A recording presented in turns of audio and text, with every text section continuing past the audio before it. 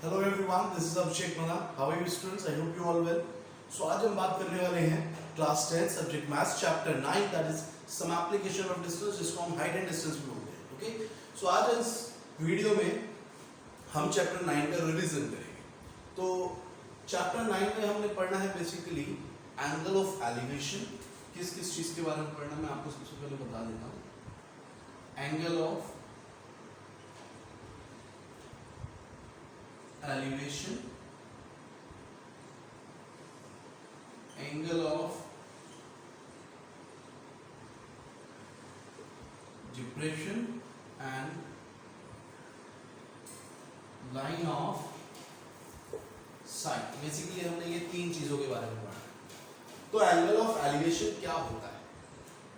For example जैसे कि हम माने ये ग्राउंड है, यहाँ पे कोई एक टावर है और कोई भी पर्सन यहाँ इस पॉइंट पर है. अब हमने कहा कि इस पॉइंट से उस पर्सन को उस टावर के टॉप को ऑब्जर्व करना है, देखना है उसके टॉप को. तो क्या करना पड़ेगा? उसकी जो नजर होगी यानी कि जो उसकी लाइन ऑफ साइट होगी वो कुछ इस तरह जाएगी. जो हम देख रहे हैं ना, जैसे मैंने कहा कि मेरे सामने टावर, मेरे को उसके टॉप को देखना, तो मेरी जो नजर है पहले सीधी थी. जब मेरे को कहा गया कि भाई उसके टावर के टॉप को देखो, तो मेरी नजर सीधे से सीधा ऊपर हो जाएगी क्योंकि मैंने उसके टॉप को देखना है. ओके, तो जैसे ही मैं यहाँ पर खड़ा था मेरी नजर सामने थी, लेकिन जब मैंने टॉप को देखा तो मेरी नजर ऐसे हुई, ऊपर की तरफ. Okay, so this line is called line of site. Line of site. और ये जो लाइन ऑफ साइट है, ये जो नीचे एंगल बनाएगी बेस के साथ यानी कि ग्राउंड के साथ, इसको हम बोलते हैं एंगल ऑफ एलिवेशन. ओके, तो अब आपको एंगल ऑफ एलिवेशन पता लग गया होगा कब बनता है. जब भी हम किसी छोटी चीज पे हो और हमें हमारे से हाइट की ज्यादा बड़ी चीज की हाइट को देखना है, यानी कि मान लो अगर मैं 10 मीटर की हाइट पे खड़ा हुआ हूँ और मुझे 50 मीटर की हाइट के टॉप को ऑब्जर्व करना होगा, तो मुझे जो एंगल बनाना होगा नीचे, वो होगा एंगल ऑफ एलिवेशन. यानी कि जब नीचे से ऊपर की तरफ एंगल बनता है, नीचे की तरफ जो एंगल बनेगा नीचे से ऊपर तरफ देखने के लिए, वो होता है एंगल ऑफ एलिवेशन. अब आती है बात एंगल ऑफ डिप्रेशन की. तो हमने कहा कि ये टावर और यहाँ पे कोई एक कार है. क्या है? कार है. और हम कहाँ हैं? हम इस टावर के टॉप पर हैं. और मुझसे कहा गया कि इस टावर से आप इस कार को देखो, तो मेरा जो नजर होगा पहले तो वो सीधा होगा, लेकिन उसके बाद जब मेरे से कहा गया कि इसके कार को देखना है, तो मेरी नजर बिल्कुल ऑटोमेटिकली नीचे आ जाएगी क्योंकि मेरे को कार को देखना होगा. तो जब आपकी नजर नीचे आएगी तो इसको बोला क्या जाएगा? Line of site. This is called line of site. अब एंगल ऊपर बनना है क्योंकि हम ऊपर थे, तो ऊपर एंगल यहाँ पे नहीं बनेगा. नो, एंगल इस ग्राउंड के पैरेलल लाइन के साथ बनेगा. तो पैरेलल लाइन हमें वहां पे ड्रॉ करनी पड़ेगी कुछ इस तरह से. तो जो ये बेस था, मुझे बेस के पैरेलल लाइन वहां ड्रॉ करनी पड़ेगी और वो एंगल ऑफ डिप्रेशन यहां बनाया जाएगा. So this is angle of depression. Okay, one more thing important है बहुत ज्यादा, कि एंगल ऑफ एलिवेशन और एंगल ऑफ डिप्रेशन दोनों हमेशा बराबर होते हैं. फॉर एग्जांपल जैसे मैंने कहा कि यहाँ पे एंगल ऑफ डिप्रेशन ये है, तो यहाँ पर जो एंगल ऑफ एलिवेशन बनेगा ना, वो इसके बराबर ही होगा. Okay, so angle of elevation always equals to angle of depression. लेकिन बात, इंपॉर्टेंट बात क्या है, कई बार जो मेन दिक्कत आती है, वो दिक्कत ये आती है कि हमने कहा कि बच्चों को कि भाई एक एंगल ऑफ डिप्रेशन बनाना है, तो एंगल ऑफ डिप्रेशन बना के ये लाइन खींचते हैं, ये ऊपर वाली लाइन नहीं खींचते, एंगल नीचे बना देते हैं. मानते हैं कि एंगल ऑफ डिप्रेशन एलिवेशन के बराबर होता है, लेकिन है तो डिप्रेशन ना. तो डिप्रेशन बनाने के लिए आपको ये वाला एंगल बनाना कंपलसरी है. और अगर आप ये एंगल नहीं बनाते तो हमारे को तो ये समझ आएगा कि आप एंगल ऑफ एलिवेशन समझ रहे हो उसे, क्योंकि एंगल ऑफ एलिवेशन तो नीचे की तरफ बनेगा और डिप्रेशन बनेगा ऊपर की तरफ.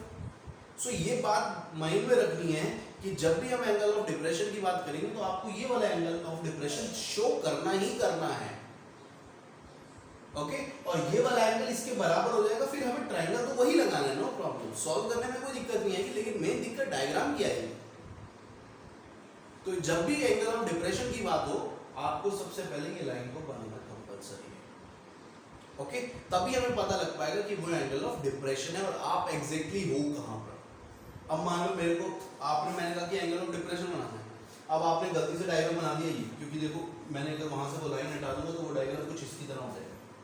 ओके, अब अगर कोई पर्सन ये सोचे कि मैं आपसे पूछूं, अब हमने कहा कि भाई क्वेश्चन में क्या लिखा था कि angle of depression it means मैं ऊपर था हाइट पर, तभी मेरे को नीचे देखना था, और आपने डायग्राम बनाया इसके अकॉर्डिंग, तो इसके अकॉर्डिंग तो ये हो जाएगा कि आप यहाँ पर, क्योंकि जब बंदा यहाँ पर होगा तभी वो उसके टॉप को ऑब्जर्व करेगा, तभी एंगल ऑफ एलिवेशन बनेगा।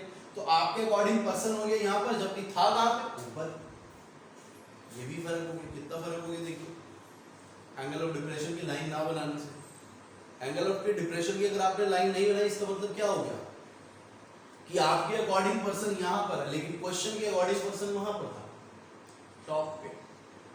ओके, सो जब भी एंगल ऑफ डिप्रेशन आए तो माइंड में रखिए बेटा कि ये लाइन बनाना कंपलसरी होता है, इसको हल्के में नहीं लेना है। सॉल्यूशन में कोई दिक्कत नहीं आएगी, आप कहोगे हमने ऐसे बना के सॉल्यूशन कर दिया, सॉल्यूशन में कोई दिक्कत नहीं, लेकिन दिक्कत डायग्राम की है। और डायग्राम को ये नहीं कि भाई हमने सॉल्यूशन कर दिया, सॉल्यूशन के मार्क्स, डायग्राम के भी मार्क्स हैं। ओके, सो प्लीज इस चीज को बहुत सीरियस लेकर चलिएगा कि जो एंगल ऑफ डिप्रेशन है आप उसको ऊपर की तरफ भी बनाएंगे, पैरेलल लाइन ड्रॉ करके। Okay, so let's see the another questions, extra questions. Question हमें दिया है, at a point on the level ground the angle of elevation of the vertical tower is found to be such that its tangent is 5/12 on walking 192 metre towards the tower, the tangent of the angle of elevation is 3/4, find the height of tower। तो देखिए हमें question में क्या है, ये हमने कहा कि ग्राउंड हो गया, ये टावर है। अब उन्होंने कहा कि किसी भी टावर के टॉप का एलिवेशन जो है उन्होंने कितना दिया, उन्होंने कहा एंगल नहीं पता है, लेकिन उन्होंने ये कह दिया कि ये जो एंगल है ना इसकी टेंजेंट वैल्यू जो है वो 5/12 है, तो एंगल नहीं दिया हमने, एंगल कितना ले लिया, अल्फा। ओके, अब उन्होंने कहा 192 मीटर टुवर्ड्स द टावर चल रहा है, यानी कि यहां से हम यहां तक आए, मान लो कितनी डिस्टेंस चल के 192 मीटर डिस्टेंस चल के। अब इस पॉइंट पर जब उन्होंने दोबारा से एंगल ऑफ एलिवेशन देखा तो उस एंगल ऑफ एलिवेशन की वैल्यू जो थी वो टेंजेंट वैल्यू दे रखी है उस एंगल ऑफ एलिवेशन की, कितनी, 3/4, तो हाइट कितनी होगी। ओके, सो टेंजेंट लिखने का मतलब क्या होता है ये समझिए पहले। टेंजेंट लिखने का मतलब ये हो गया कि ये जो मैंने यहाँ पे एंगल अल्फा और ये एंगल बीटा लिखा है ना, तो टेंजेंट का मतलब हो गया ये 10 अल्फा की वैल्यू हो गई 5/12। ओके, तो हमारे को वैल्यू किसकी मिल गई, हमें वैल्यू मिल गई 10 अल्फा की 5/12। उन्होंने कहा बाद में जब हम 192 मीटर चल के जाते हैं तो जो हमारा टेंजेंट आएगा, टेंजेंट भी इस बीटा की 10 वैल्यू, क्या 10 बीटा, 10 बीटा की जो वैल्यू है वो 3/4 है, और हमें हाइट निकालनी है। ओके, तो सबसे पहले हम इस ट्रायंगल का नाम रख देते हैं ए बी सी और ये डी। तो सबसे पहले हम ये वाला ट्रायंगल ले लेते हैं, या ये छोटा ले लेते हैं, कोई भी ले लेते हैं। सो इन ट्रायंगल ए बी सी, तो ये आएगा 10 beta is equals to h/x, और 10 बीटा की वैल्यू है 3/4 is equals to h/x। Okay, यहाँ से हम x की वैल्यू निकाल लेते हैं, तो हमारे पास वैल्यू आ जाएगी 4h/3, ये वैल्यू आ गई। अब हमने देखेंगे 10 बड़े वाले ट्रायंगल में लगाएंगे, तो हमारे पास आएगा ये ट्रायंगल ए बी डी, तो ये आ जाएगा 10 alpha is equals to h, और बेस क्या होगा, whole 192 plus x, 192 plus x, 10 alpha की वैल्यू 5/12 है, is equals to h upon 192 plus x, cross multiply कर लेते हैं हम, तो ये आएगा 5 multiply by 192 plus x is equals to 12h।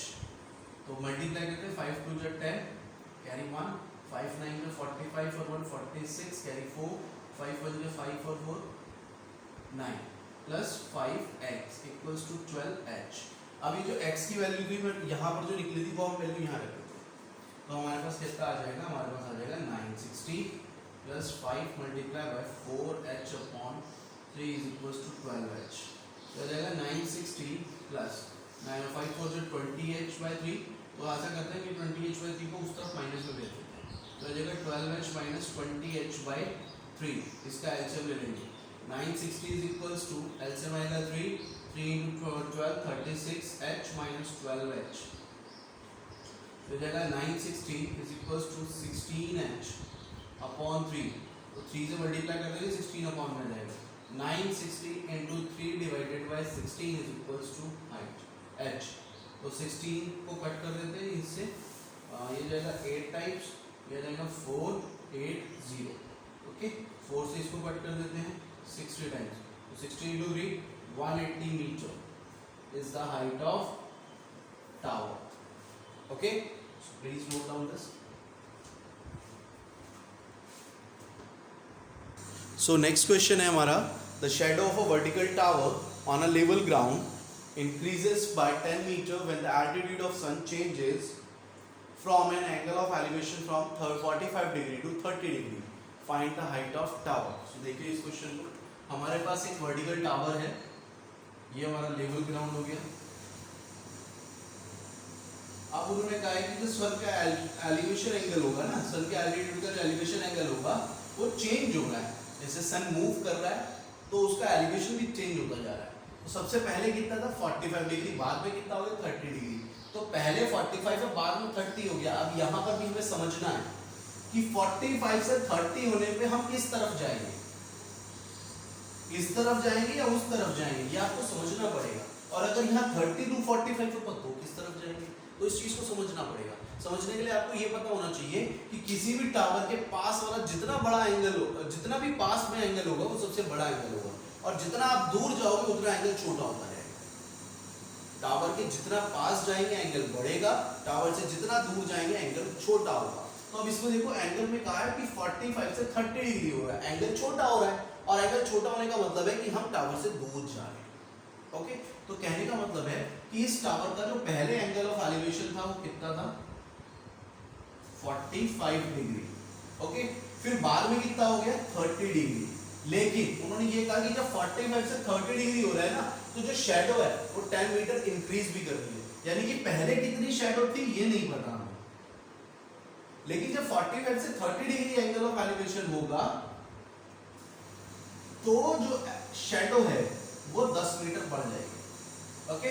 तो हाइट ऑफ टावर कितनी होगी ये बताना है, इसका नाम रख देते हैं ए बी सी और ये डी। तो सबसे पहले हम ये लेकर चलते हैं, तो यह रहेगा in triangle A B C 10 45 degree is equals to H upon X, 10 45 1 होता है, H upon X cross multiply से एक्स इक्वल्स टू एच, आपके पास ये आ गया। अब हम बड़ा वाला ट्राइंगल लेंगे, in triangle A B D, तो यह रहेगा 10 30 degree is equals to H upon 10 plus X, इसकी वैल्यू होती है 1/√3 H upon 10 plus X, cross multiply करेंगे 10 plus X is equals to h√3।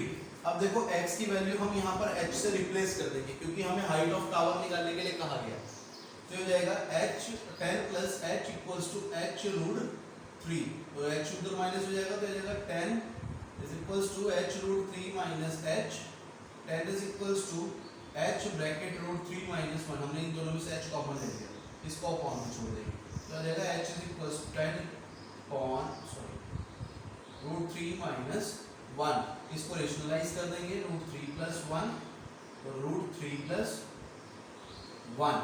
अब देखिए ये बन गया a minus b a plus b, इसका फॉर्मूला होता है a square minus b square, तो हमारे पास क्या आ जाएगा 10 ब्रैकेट √3 plus 1 √3 का स्क्वायर माइनस 1 का स्क्वायर। अब अगर आप इसको सॉल्व करोगे तो कितना आएगा, √3 का स्क्वायर 3 आएगा, 1 का स्क्वायर 1, तो 3 minus 1 2, तो हमारे पास नीचे कितना आएगा 2, तो हमारे पास बचा 10 √3 plus 1 अपॉन 2, 2 से 5 10 कर दो 5 10, तो हमारी हाइट ऑफ टावर कितनी बन गई h ब्रैकेट √3 plus 1 मीटर, तो हमारी हाइट ऑफ टावर ये बन जाएगी, okay. So please note down this questions, और इस तरह के एक्स्ट्रा क्वेश्चन जितने भी आप कर सकते हैं इनकी प्रैक्टिस करिए, ओके। Thank you.